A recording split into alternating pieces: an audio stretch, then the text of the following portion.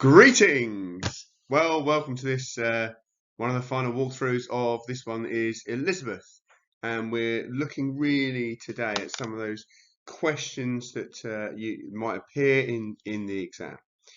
Okay, similar style question 1A here to the one in the Whitechapel paper. Give two features and some supporting information. So this is important because, for example, so describe two features of Elizabeth's religious assessment. One feature was the act of supremacy. This was where Elizabeth was, in charge of the church, supreme governor, etc., etc. Another feature was royal visitations, perhaps, and also act of conformity. But what you need to make sure is you've explained it with supporting evidence. That's what the examiner wants to see. There is no point really missing out on 2 marks on this question because it's easy to identify the 2 marks, but just this means that therefore this was where this included those sorts of features that you need to get the 4 out of 4. Welcome back. So this one, the explain why, is on a range of the papers, but in this case you've got 2 stimulus points to help you answer the question. However, the key thing here is that you need to come up with a 3rd stimulus point. Some people like to cover the points and then think, right, I'm going to think about 3 off the top of my head, and then I'll go back and try and use the stimulus points where possible. Other people like to think about 1 more. It's entirely up to you. But basically, it's about causes, really. The reasons why something took place, why it led to something else. So you need to describe and then explain, again, by using this means, as a result, therefore, and then the therefore is for you to answer the question. And with that in mind, I found a nice little tip on one of those videos we were watching on YouTube, which is that, what is the era? So if the era is about the Northern Rebellion, etc., or the question it says 1569, what else is going wrong around that time, 1568? You think about Mary, Queen of Scots coming to England. You could think about the Northern Rebellion. All sorts of things is going on as a result. So that is really important to understand and recognize the era in which something's happening in. Okay. Additionally, what is the focus? So are they talking about one specific event? Are they talking about all plots in general? Are they talking about just one of them? They're talking about just Ridolfi, for example. Trying to put it into a focus is really important. And then finally, the concept. Well, clearly on this question, it's always going to be usually about the causation, reasons why something happened. So you need to put that into your answer. Okay. Again, you've got a big question here as well. 16 plus 4 marks for spelling, punctuation, and grammar. Spelling, punctuation, and grammar also includes making sure you've got a lot of subject-specific vocabulary in your work. So how far do you agree? You have 2 points, and you really need to have, a good couple of paragraphs to agree with or disagree with the question. And then the on the other hand paragraph as well is really important. I'd stick to the same principle of looking at what is the era, what is the focus, and what is the concept. Is it change? Is it cause? Is it consequence, for example? But you must have a quick plan. I know some of you have done planning, but it is really important to make sure you planned your answer really well and make sure each paragraph is clearly linked to the question. Bullet points can be examples. It doesn't need to be, especially if you're running out of time, loads and loads of stuff, but you need to really give this question time to answer it properly. I would try and think about an order, actually, when I think about this question. I'll maybe do the explain why question first and then buzz straight to this. And in any case, if I'm getting to the point where I've got half an hour to go, this would be my focus if I haven't done anything yet, because that's how long it should take. Right. So this sort of question, the main problem facing Elizabeth upon taking the throne, the main problem was the threat of invasion. How far do you agree? So you've got obviously old alliance there as Stim's point, and legitimacy as well. And you've got the threat of foreign invasion in the form of Philip II, in the form of the loss of Calais. I would bring in the Treaty of Cateau Caprices here as well. And I think very carefully about how I'm going to think, so basically I've already gone beyond the stimulus points in my head before even thinking about it. You've got the threat from what would soon become recusant Catholics that she's got to find her middle way for. You've got also a domestic threat as well, not just from Catholics, but from an emerging group of people called the Puritans. So there's a lot there to unpack, and there's a threat from some of those people from the clergy as well. So where I would go is I'd start with the opposite of your conclusion. So there is some evidence to show that the threat of foreign invasion was a problem for Elizabeth. Okay, so you use the words of the question, put the words of the question back into the answer. This shows that the threat of foreign invasion was a problem for Elizabeth. Is really important. And then you repeat another point which goes against. So you might say, for example, the old alliance is also a threat because, and then you'd explain. However, you would say that there appeared to be no threat of war or conflict as a result of this compared to the threat in England of, and then you move on to, however, more convincing is the problem of, and then legitimacy, gender, for example, you would want to mention.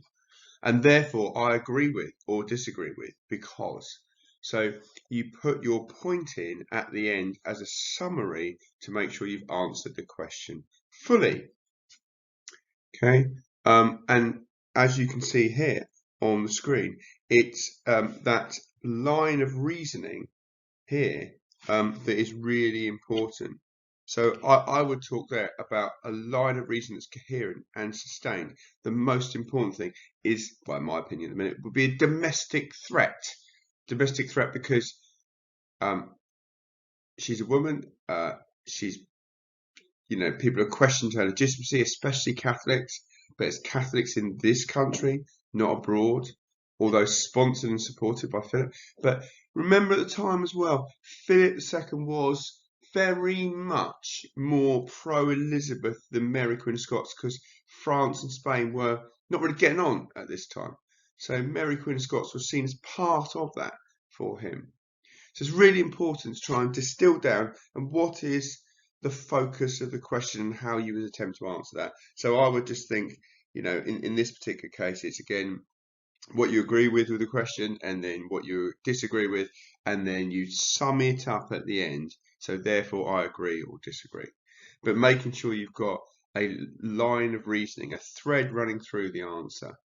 And the thread in this case would be she's a woman and she's illegitimate. You could say, I agree, the threat of foreign invasion is the one thing that's a real challenge to her because it's compelled and fueled domestic challenge as well. You could say that. So in that regard, you can justify either. It doesn't really matter as long as you've got all of those things planned out on the question paper with ready to answer. So you got question 1, remember, there's some examples there. So pause that, have a go at those if you wanted to. And then the same for question 2. Explain why the Spanish Armada was a failure. You got fire ships, the singeing of the King of Spain's beard. You could talk about the boats, the keels, the training, the inexperience of the Spanish. You could talk about Santa Cruz dying and then Medina Sidonia taking over. You could talk about the personality of Drake and Hawkins, all these people that come together to support the English at the time. Mary Queen of Scots being executed as well, have a go at that one. And the last one, why did Anglo-Spanish relations deteriorate by 1587? Okay, and you've got the Treaty of Non-Such with the Netherlands, and then you've got the execution of Mary Queen of Scots. Okay. Also, in that, you could think very carefully, just to give you a bit of a tip there, would be to think about the Treaty of Joinville, for example, and the Franco-Spanish alliance after. Okay, moving on. There's some questions there. How far do you agree? The main problem for Elizabeth's voyages of discovery was a desire to spread the Protestant faith. Rivalry of Spain, new technology. And then you'd have to try and think about another one, another point to go with that.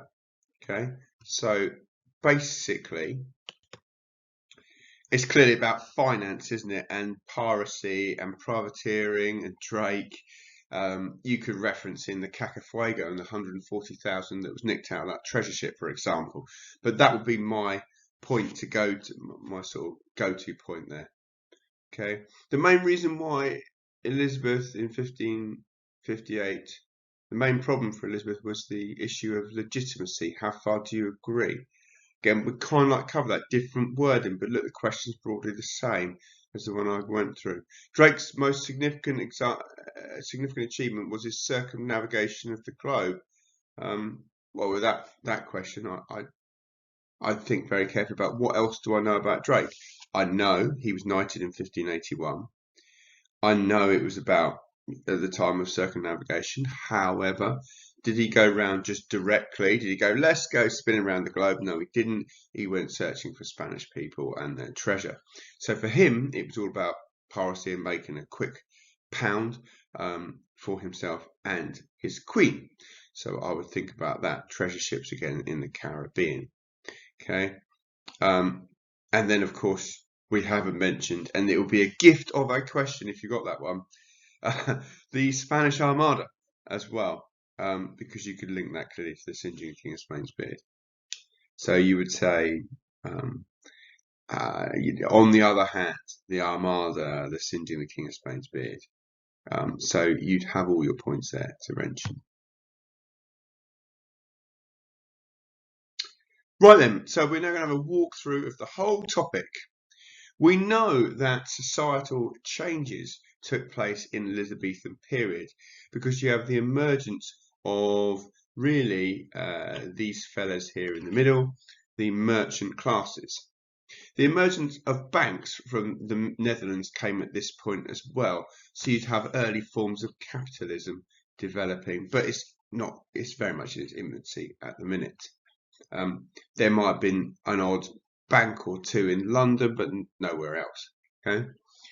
Each group in society knew their place and obeyed those above it in the hierarchy, very similar in that sense to a feudal system, an evolution of feudalism, really. The Queen was the head and was seen as receiving her power from God. The nobles were wealthy, titled, and they dealt with crime, social unrest, and basically would be the commanders in war. And then you have the gentry, the lesser nobles, like I suppose really the Lord of Southwark, something like that, or the Lord of Wicker at the time. There's also growing class emergence, as I mentioned, yeomen who own their own farms, and then at the bottom, the large majority of the poor were divided into those that were obviously the labouring poor, and then the destitute, the vagrants, the homeless, who again were following instruction from those above. Government was constructed largely of the Privy Council. The court, Elizabeth's court, was the centre of power. Her friends and her advisors were there to attend court whenever the monarch was. Elizabeth was advised by 19 men of the Privy Council, and they sat several times a week and offered advice, carried out decisions and protected England. The main advisor was William Cecil, and Parliament met occasionally, 3 times really, when Elizabeth needed some cash for wars, and that was it, in taxes, and for the defence of the country. So you could argue that Parliament was clearly not overly powerful at the time, and she got most of her power and authority through the Privy Council. They were forbidden, actually, from discussing certain topics in Parliament, such as the Queen's marriage and issues of succession.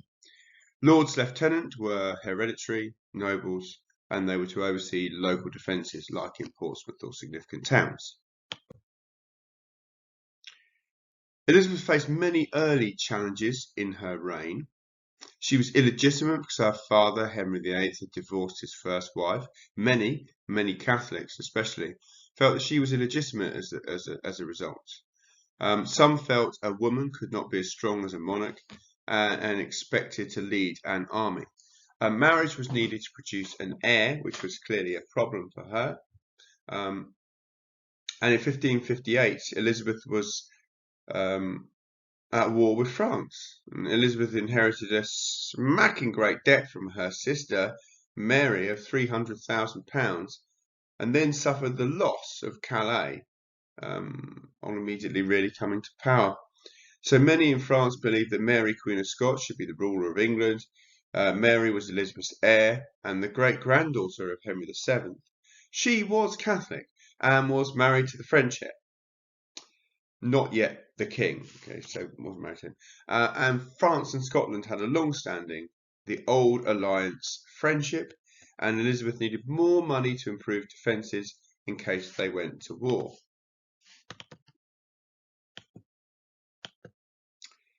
Of course, religion was really important then in people's lives.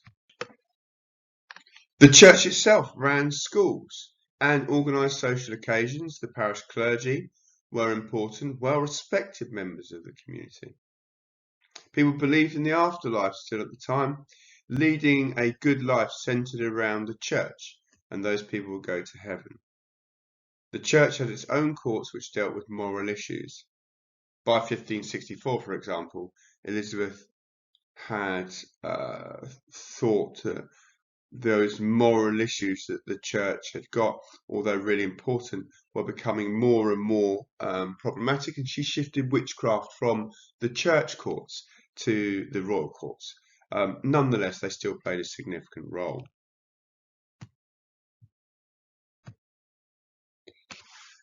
That really is owed to by the Reformation started by our man Martin Luther in the picture there, nailing his 95 points or theses to the door of Württemberg Church in Germany.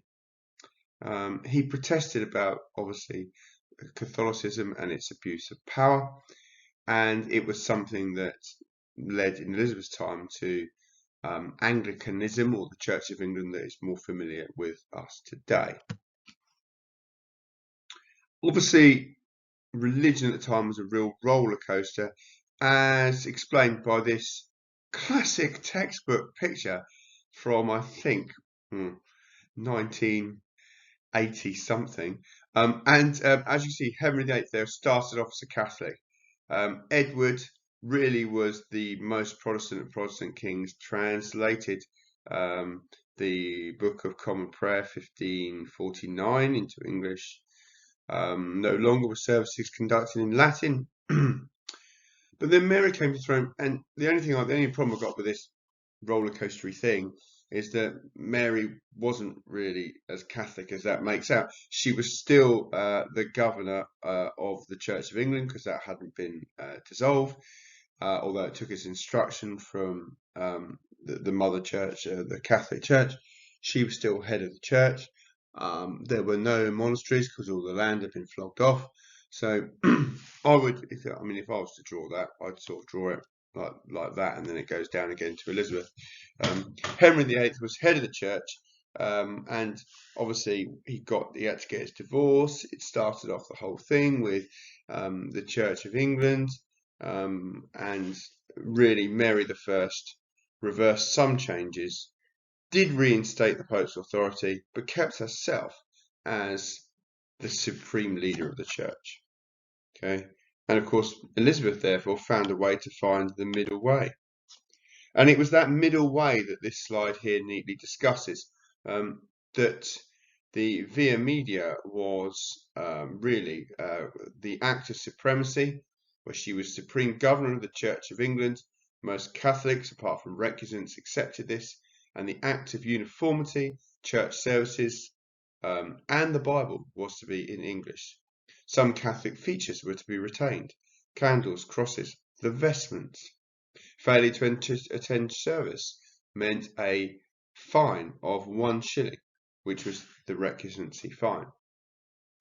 But they were not regularly enforced. So if you didn't attend the Mass, not the Mass, that's the Catholic expression. If you didn't attend the service on a Sunday, then you'd be unlucky, I suppose, to be fined. Clergy were responsible for carrying out the religious settlement, and royal visitations or inspections made sure clergy were following what Elizabeth had directed them to do. Obviously, there were early challenges, so Puritans wanted a pure Protestant style. Crucifixes in church were too Catholic, but Elizabeth wanted the church to feel familiar. Puritan clergy threatened to resign, and she had to back down. There just simply wasn't enough priests to go round, so she kept a private crucifix in her royal chapel, and Puritans believed in simple robes. Elaborate vestments suggested priests were above ordinary people, and Elizabeth clearly disagreed. In 1566, the Book of Advertisements set out her demands, and an exhibition was put on to show the correct styles. Those that refused to attend lost their position. Puritans were in the minority, and Catholics were more likely to rebel against Elizabeth. But she was beginning to have an impact on the middle way. So that was, her way of establishing her stamp before she moved on. In terms of the Catholics, they were unhappy with the middle way in 1558.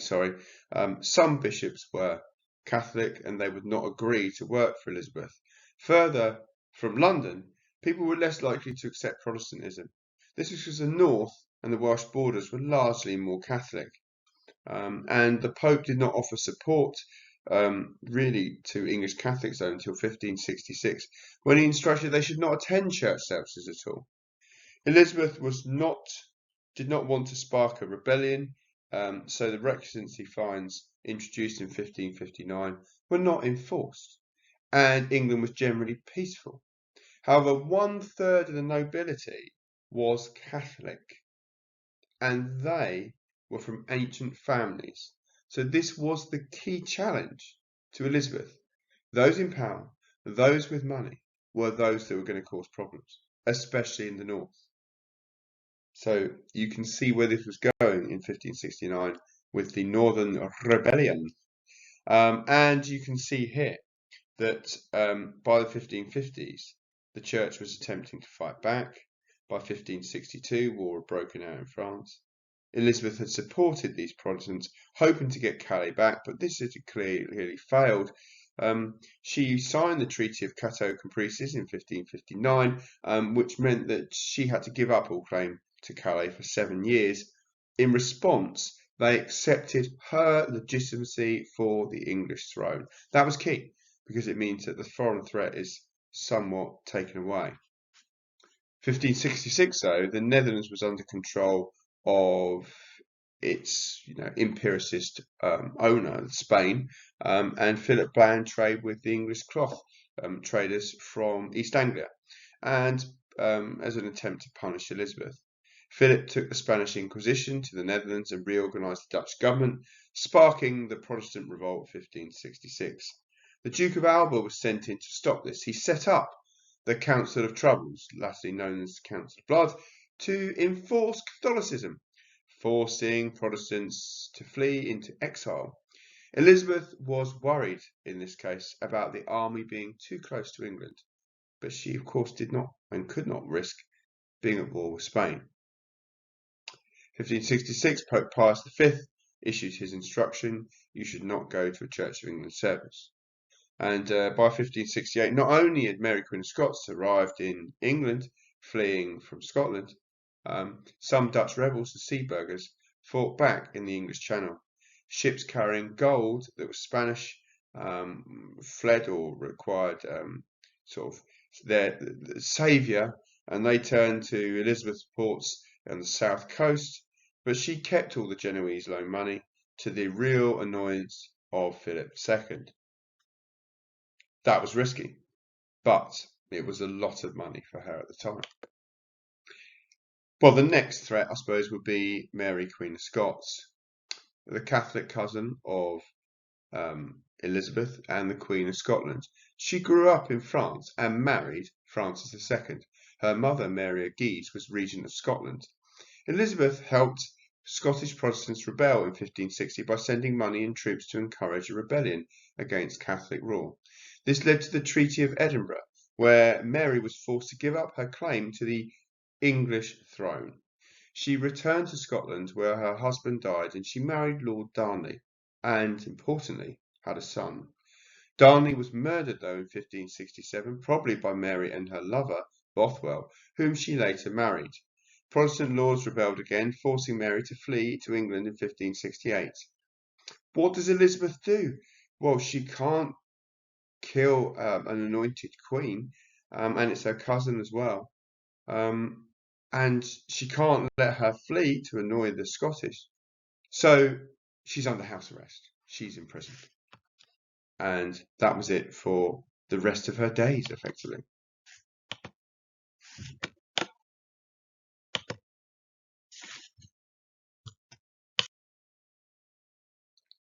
Plots. Right, so the Northern Rebellion. Well, the Duke of Norfolk planned to marry Mary, Queen of Scots, and have her recognised as Elizabeth's heir. This was supported by Catholic rebels, the Earls of Northumberland and Westmoreland, who aimed to restore Catholicism. The Earls resented the Privy Council members, such as Cecil, who they felt were not of noble blood, and Protestant clergy, such as James Pilkington, the Bishop of Durham.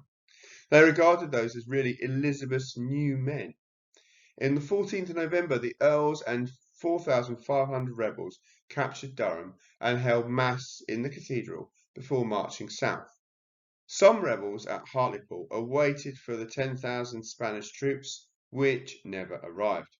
On the 14th of December, they captured Bernard Castle and looked to take the whole of the north, with no royal troops there to defeat them.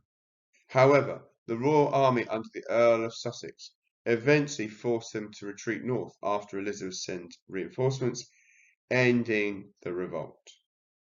The earls fled to Scotland. Elizabeth showed no mercy. 400 rebels were executed. Fear of plots increased, along with memories of the persecution of Mary Tudor. And in 1570, Pope Pius V excommunicated Elizabeth. She was officially excluded from the Catholic Church. Catholics were therefore encouraged in England to overthrow her. So she had suppressed the Northern Rebellion, but at a cost which she would need to address in forthcoming years.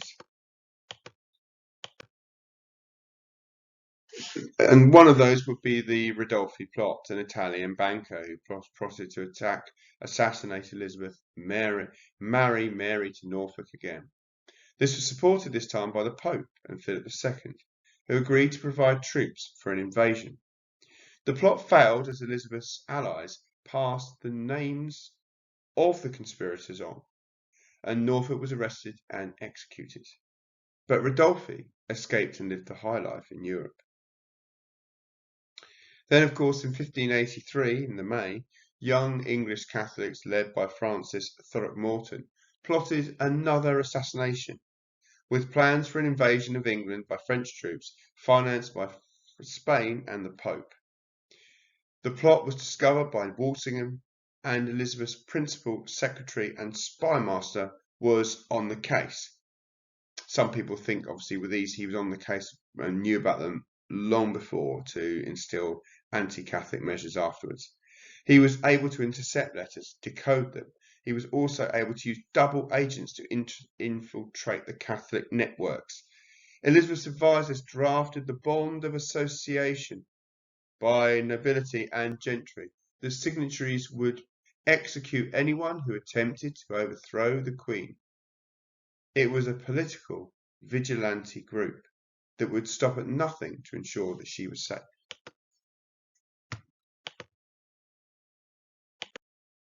The final plan was started or conceived in 1586, the Babington Plot. Elizabeth was to be assassinated. and Mary, Queen of Scots, was supposed to be on the throne. It was a joint Spanish and French invasion force, and Babington was really sending coded messages hidden in barrels. There were double agents, though, from Walsingham who were knowing about it, but not encouraged it so much. They may have done, but they were there, not trying to plot it in its early stages. They wanted to see it all unravel, clearly. And Walsingham's evidence was enough to put Mary on trial in October 1586 and eventually executed for treason in February 87. Elizabeth hesitated on executing an anointed monarch, and because it set up this uneasy precedent of executing a queen. Elizabeth's English Catholics now clearly had no one they could rally against them, and lost any hope of ever replacing Elizabeth. Elizabeth was popular. The majority accepted the middle way. In religion, and plots lacked any form of support after this. Philip was reluctant to destroy his alliance with Elizabeth. He feared an alliance between France and England and did not want to upset the balance of power in Europe. So at this point, there has to be a trigger to cause the singeing of the King of Spain's beard, and a trigger to cause the consequential Armada.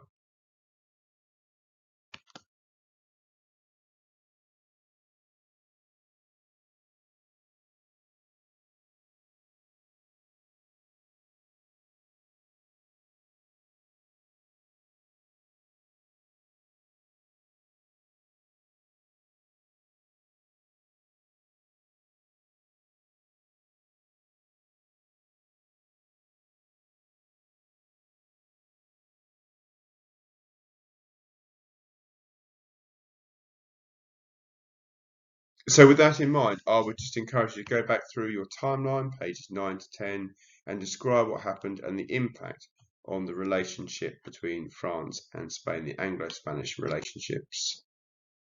After 1558, the English and Spanish tried to maintain good relations and a balance of power,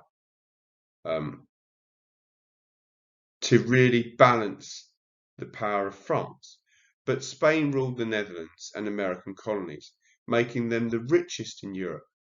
Elizabeth wanted to pressure Spain to leave the Netherlands, which was mainly Protestant, without starting a war. This became more difficult after the 1566 Dutch Revolt and the 1568 Genoese incident. In the 1570s, really, almost Elizabeth married the French heir, the Duke of Alençon, putting pressure on Spain. By 1576, the Spanish government was bankrupt and their army in the Netherlands mutinied. Dutch rebels drafted the Pacification of Ghent, demanding an end to Spanish occupation and religious persecution. Elizabeth sent a loan to the rebels, and the agreement was finally signed with the Spanish. However, that was just a stall, really, for Philip, who broke the treaty in 1577 by sending a new army under the Duke of Parma. Elizabeth reacted by sending more private mercenaries, but the Privy Council urged her to intervene further. Wool exports to Europe were vital for the economy, so Philip limited access to Dutch ports, damaging the English cloth trade. Elizabeth instead encouraged privateers to trade illegally so she could deny involvement. These groups also attacked Spanish treasure fleets. In 1580, she received treasure from Francis Drake, who led expeditions to the New World. In the eyes of the Spanish, he was a pirate. However, he was also knighted in 1581, angering Philip. The Protestant rebels went on as far to declare war on Spain for their independence. But in 1584, the rebel leader, William, Duke of Orange, was assassinated. This led to Elizabeth signing the Treaty of Nonsuch the following year to protect Dutch Protestants and promised military help to them. At this point, Philip began building up an invasion fleet to send to England. This was clearly known as the Enterprise of England. So it was the privateering and the work of Drake which clearly did not help in tipping the balance towards Philip thinking there's nothing left for me to do but to consider invasion or the enterprise in England. And then, of course, Mary Queen of Scots gets executed, inflaming Catholic hatred to what's going on. So, you know, we've got a lot there. And then we get the issues in the Netherlands as well about Robert Dudley accepting a position over there as Governor General. He's forced to resign in disgrace, defeated by Palmer's army. Drake was watching Philip's preparations, attacked the Spanish fleet in the Cadiz harbour, sinking 30 ships, and consequently weakened his force. So although they were ready by May 1588, they had had to rebuild a significant number of ships to replace the ones missing, including barrels. And it's that green wooded barrel that made all the food and water go off on the expedition of the Armada, the Enterprise of England, which was a contributory factor as well to the defeat. So let's not forget the importance of the Spanish Armada as defeat on the singeing King of Spain's beard. It was led, this, by the Medina Sidonia Duke, who had very little naval experience. He's a last-minute replacement because Santa Cruz had passed away. Spanish troops also lacked experience of naval warfare compared to the English. The plan was to have had Armada meet Palmer's army at Dunkirk, and then the combined force would sail across to England. English ships, though, departed Plymouth to meet the Spanish Armada. The Armada sailed up the English Channel in a defensive crescent formation. The English Navy attempted minor raids with their longer shot guns, and Medina Sidonia anchored off Calais after a skirmish around the Isle of Wight in which 2 or 3 ships got sunk from the Spanish side. Palmer was blockaded by the Dutch ships and could not reach the coast in time. The English sent fire ships towards the main anchored Spanish ships, causing panic amongst the Spanish sailors, who broke their defensive formation and headed for the open sea, who were vulnerable to attack. They had no other port in Europe where they could safely seek shelter either. Remember, the one thing that the English managed to do in the Netherlands was retain the deep water port of Ostend, so that would have been a key thing for Philip. The Spanish attempted to regroup at Gravelines, however, the weather made it impossible. The English attacked, and the battle lasted for hours. The Spanish fleet was forced to sail away into the North Sea, whilst the English fleet was on their tail. With the wind clearly coming from the southwest, they had no option. The English had improved their shipbuilding techniques with longer, narrower, deeper keel boats that were faster, easier to handle with the mizzen sail to cut into the wind as well. English cannons could also be reloaded at a 3-to-1 ratio to create further damage, and the Spanish had planned really a campaign in which they board English ships, but they could never get close to them, so the point of having an army on their ships was irrelevant. Their great manoeuvrability meant that the English managed to stay out of the way of the Spanish fleets. Many of the Spanish fleet eventually shipwrecked in Scotland and Ireland as they encountered storms, and many died of starvation, scurvy, or disease. So it was celebrated in portraits such as the Armada portrait here, and you can see the stormy seas behind here, and you can see the celebratory calm seas here. You can see Elizabeth with her hand actually on the New World there, okay, which is really important. And the Protestant cause itself was therefore celebrated. It seemed as though God was on their side, and England's victory contributed to their development as a strong naval power and rival to Spain. English ships went on voyages of discovery, establishing trade routes to the east with the newfound confidence which allowed them to establish their own empire. Elizabethan society. Obviously, most of Elizabethan society was totally illiterate, but education was improving. It was still a luxury for most people. Children of the nobility were taught at home by a private tutor. Grammar schools would be attended by children of the gentry, merchants and yeomen. All people, though, had to pay. All children had to pay. Girls were taught at home, although only the wealthiest had an academic education. Sons of the rich might attend a public school. A university degree was seen as a route to the professions for those who were not nobles, the gentry in other words.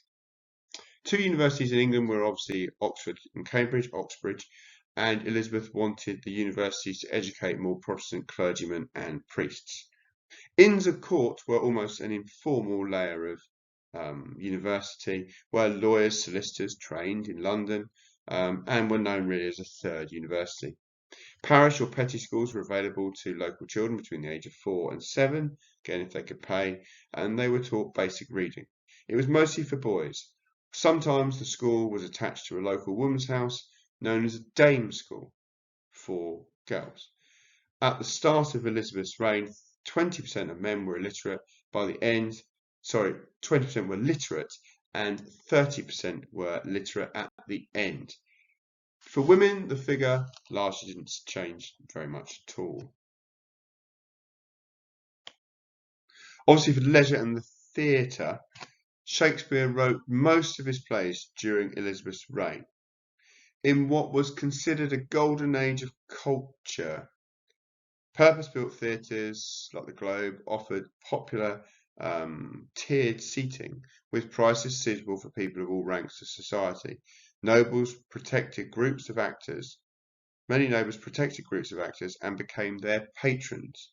Not everyone, though, approved of theatres. Some were in opposition, like the Puritans, who believed that they stopped contemplation spreading the word of God. They were a sin. The authorities feared that the spread of disease and crime outside was also a problem. Here, of course, the rich sat in the top, in the stands, and the poor were in the groundlings at the bottom. Pastimes, well, despite the growth of theatres, huge inequalities existed where there were these two cultures. In high society, the invention of the printing press and the spread of education meant intellectual pursuits such as reading, religion, music, or the outdoors associated people with the nobility, with hunting and hawking, on the other hand. For ordinary people, activities gave them a brief escape from the harsh living conditions. Drinking, gambling, bear baiting, cockfighting, cards and dice and racing were popular. Tobacco smoking was new and expensive, but growing by the end of Elizabeth's reign. Ordinary people could take part in wrestling, running races and football, which was very violent and resulted in many serious injury. Okay. It's important to note that pastimes, leisure and theatre may well come up in your exam. So get all of this information, read through the video a couple of times again and make sure you're really clear. Those things about the representation of the theatre are really important here. You know, you look up, the canopy is heaven, the stage is earth, and then under the stage where the trapdoor is hell, and that representation tells those biblical stories that they were doing a lot of in Elizabethan era. Of course, poverty is a huge thing at the time that was challenged by poor law and vagabondage acts. Most people believed that they could look after themselves, and they should do. Vagabonds were wandering beggars and bad people. Puritans, in particular, believed idleness was a sin. Landowners were expected to provide poor relief, which was resented by them themselves, clearly. Increasing poverty also meant higher chances of rebellion.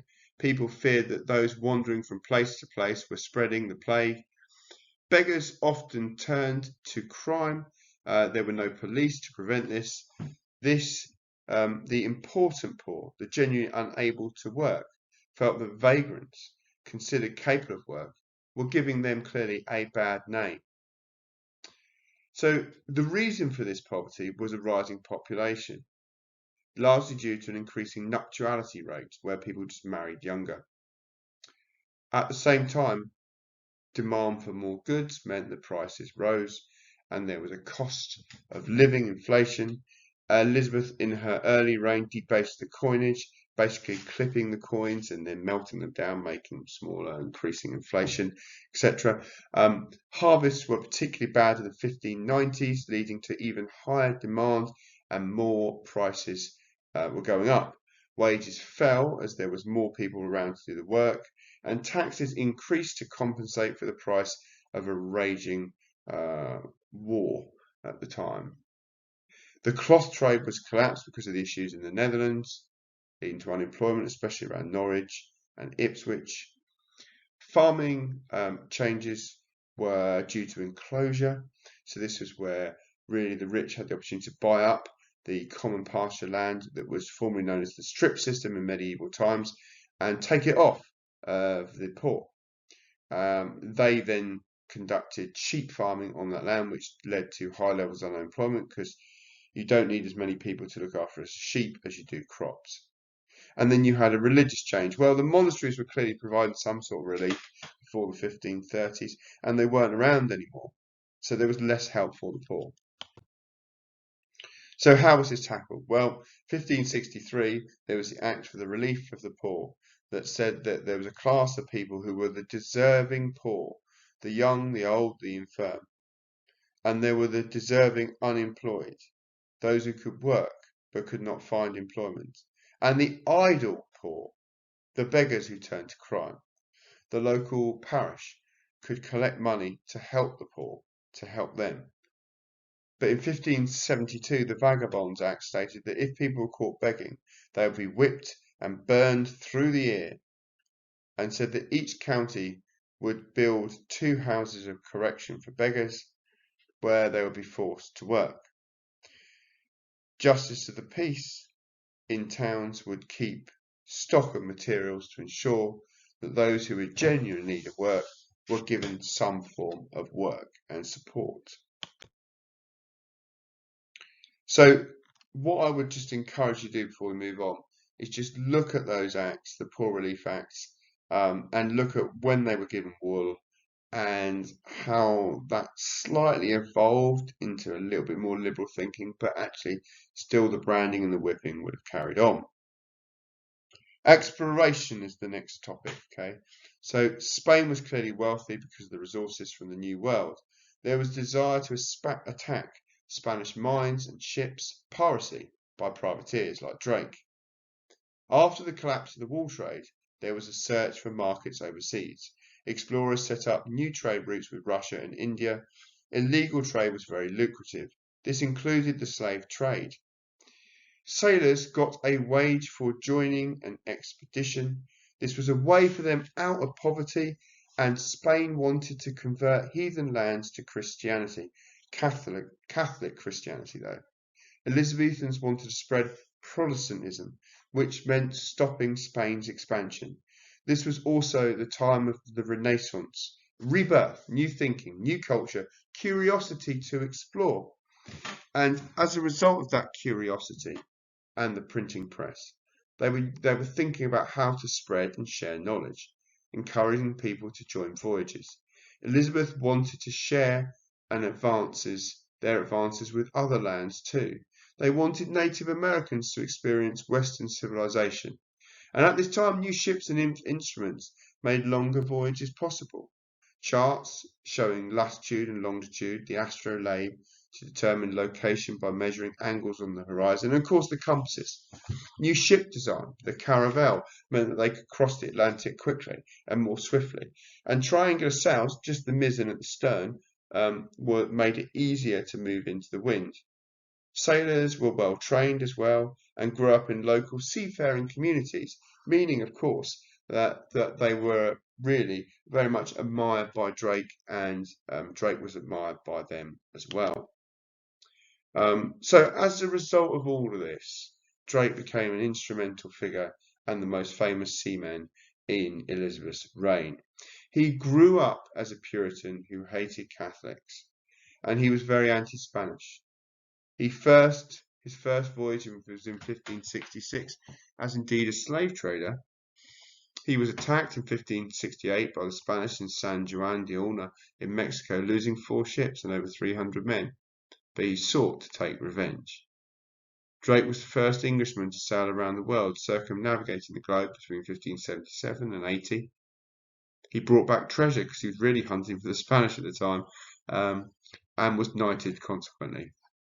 He went on to play a role in the Spanish Armada attacking the singeing of the King of Spain's beard, sinking 30 ships in 1587, and delaying preparations for the Spanish. The circumnavigation was very significant. It showed England was a great seafaring nation. It boosted the English morale and encouraged more exploration. It was a great propaganda victory. Drake made an area of North America called Nova Albion and declared Elizabeth I as its sovereign. This peaceful relationship with the Native Americans opened further opportunity for exploration. Drake was not the only successful seaman, though. John Hawkins made these voyages during the 1560s, capturing Africans and selling them into slavery in Central America to Spanish settlers. This was the start of the notorious triangular trade. After this, he designed and built ships for the Navy. Elizabeth herself appointed him vice admiral, fighting against the Spanish Armada. He developed a new type of fighting galleon, which was faster and lighter, the Caravel. His innovative designs were important in helping England lead to victory. So it wasn't just Drake or the soldiers or the sailors that were well trained. Hawkins as well.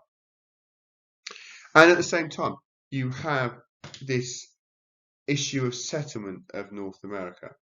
Walter Raleigh was effectively an invested explorer, organising and raising funds for a colony in Virginia named after Elizabeth. He persuaded people to leave England, developing a blueprint for the future exploration and the British Empire, and convincing people that the land was a paradise, not inhabited by monsters. He really promised as well to attack the Spanish when he encountered them. Virginia was an ideal place to attack the Spanish colonies near Florida and the Caribbean, just sailing down south and doing that. And they aimed to offer native people an alternative to the Spanish domination. He sent a test voyage there in 1584. It gave a chance for Native Americans to barter for goods, such as woolen cloth and tin utensils.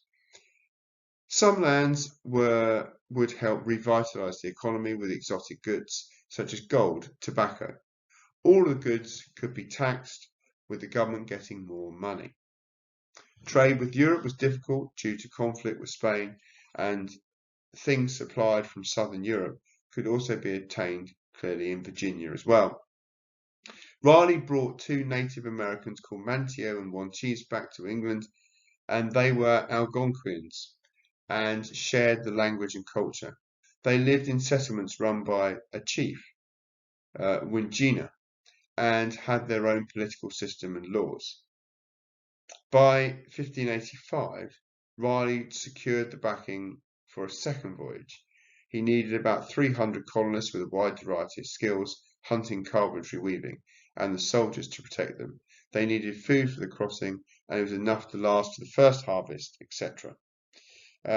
Despite preparations he made, and he was a favourite of Elizabeth, he was not allowed to go, and the 5 ships departed in the August period, led by Richard Grenville, hot-headed, feared by most people, Ralph Lane, and who clashed with Grenville, and Thomas Harriot, who was the cartographer and translator. It's important to note as well that it wasn't 300 people that left, although they wanted them. It was actually 107, mostly sort of army, soldiers, sailors, very little farmers, which led to the collapse of that voyage.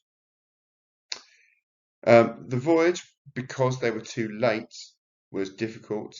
Because it was hot and humid, they just didn't have time to plant any new crops. The Tiger, the largest ship, was badly damaged. Crops were destroyed, so could not be planted. They could not forage for seeds and nuts to survive effectively well and keep and maintain a food supply. So they became dependent on the Croatans, which were further south, and the Algonquins. Raleigh's colony, as I said before, only had 107 people when it left, and he could not lead them himself due to war with Spain. Although many of them were skilled, they did not have the required materials as well for building a fort. There were no stone around. The expectations were too high. There was no plan B. The colonists believed that they would enter a paradise. That's what they were sold, and that's not the reality. That did not work out well with the Native Americans, as they expected to do all the work. Many of the crew were soldiers who did not know how to farm and speak to the Native Americans clearly. Native American resistance therefore grew.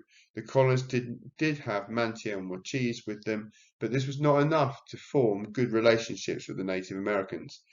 Chief Wingina, who ruled Roanoke, turned against the English after demands for food. The English brought with them their own illnesses as well, which made the Native Americans suspicious and scared. Smallpox was a real issue.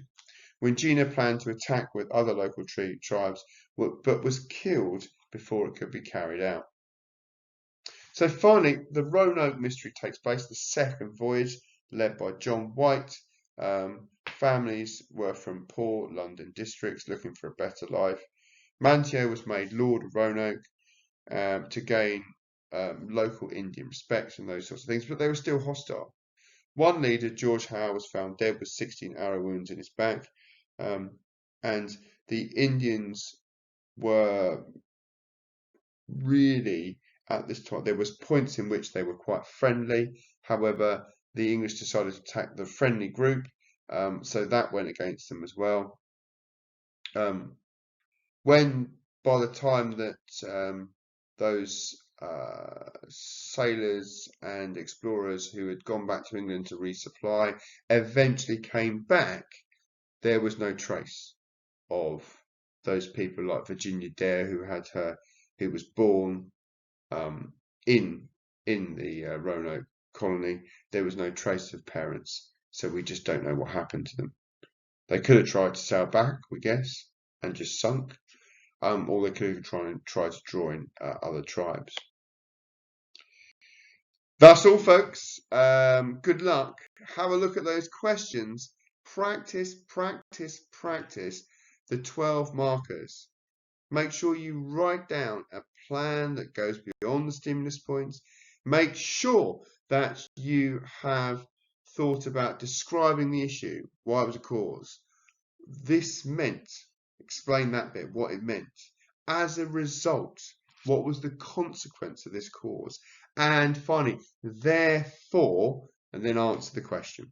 Okay, that would be my tip for that. And the same would go for the how far do you agree question. Make sure you focus on era, concept, and focus. The focus of the time period. What is the question asking you? The concept, causation, or the change, or continuity, or consequence. And the era, precisely when is it? And make a mental note, dash on your paper everything that you know that's going on at that time, and then order it into a logical thinking. And make sure when you've got the 16 marker that you, of course, have thought about on the other hand and considered why you agree, why you disagree, and then have a conclusion at the end. Once again, don't blink, keep working to the end, and good luck.